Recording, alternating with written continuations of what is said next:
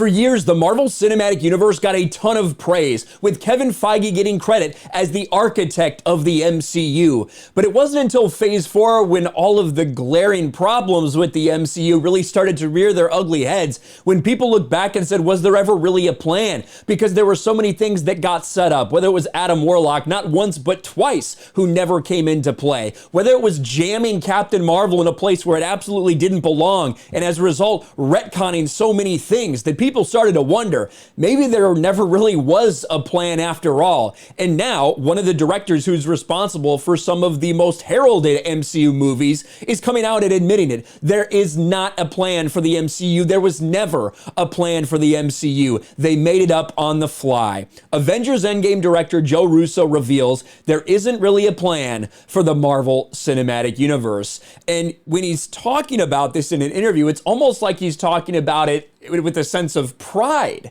but that's not really the way that a lot of people are taking it. Now, Joe and Anthony Russo have directed some of the most well-received movies in the Marvel Cinematic Universe: Captain America Winter Soldier, Captain America Civil War, Avengers Infinity War, and ultimately Avengers Endgame. Now, myself and a lot of others think that Endgame was a spectacular mess that essentially culminated in the end of the MCU as a lot of people know it. But with that being said, these guys were involved with a lot of these huge tentpole movies, so you'd think they would know exactly how all of this works.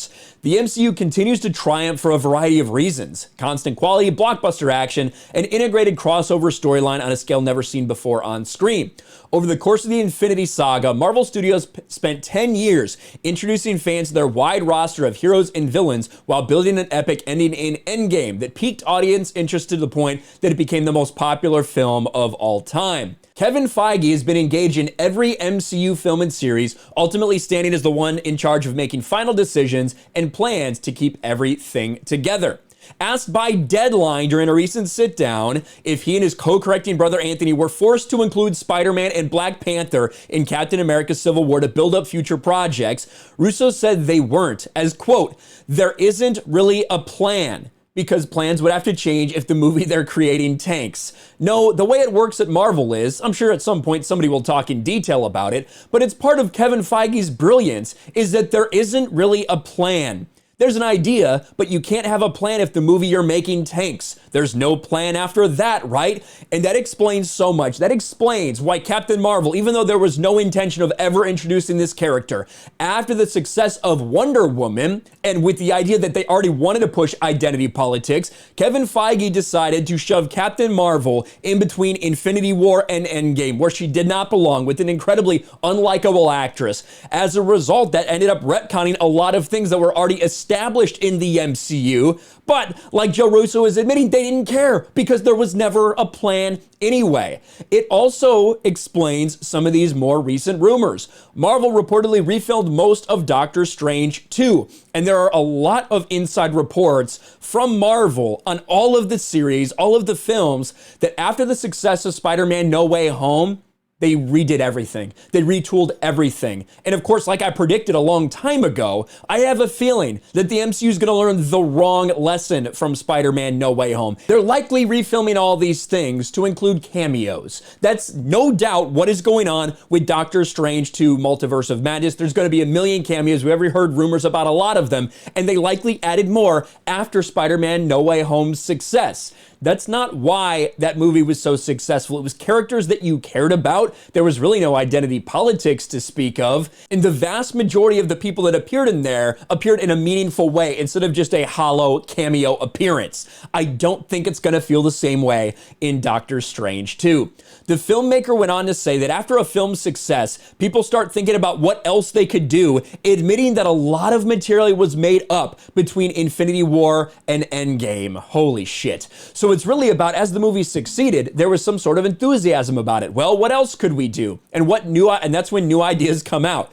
And there were hopes. We hope that one day we can get the story if you keep doing this, right? Maybe we can all get there, Infinity War and Endgame. But a lot of that stuff was made up in between movies.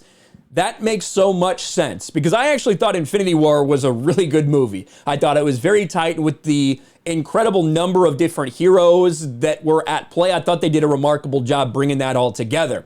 I thought Endgame was kind of a dumpster fire. I thought Endgame undid so much of what they had built in the MCU, and not necessarily intentionally.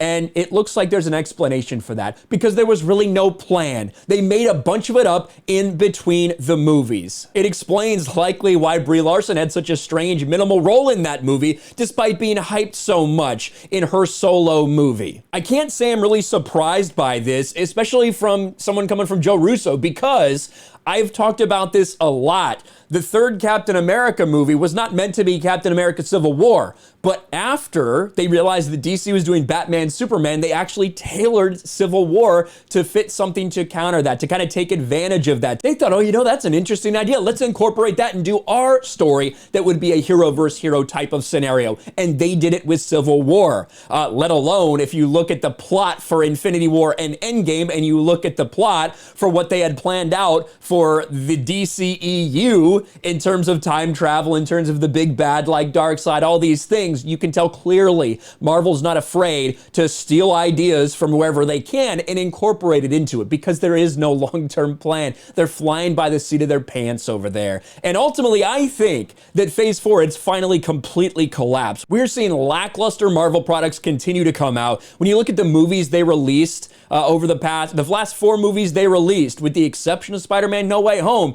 you look at Black Widow, Shang-Chi, Eternals, you look at the profits, you look at the fan reception, it is brutal for them.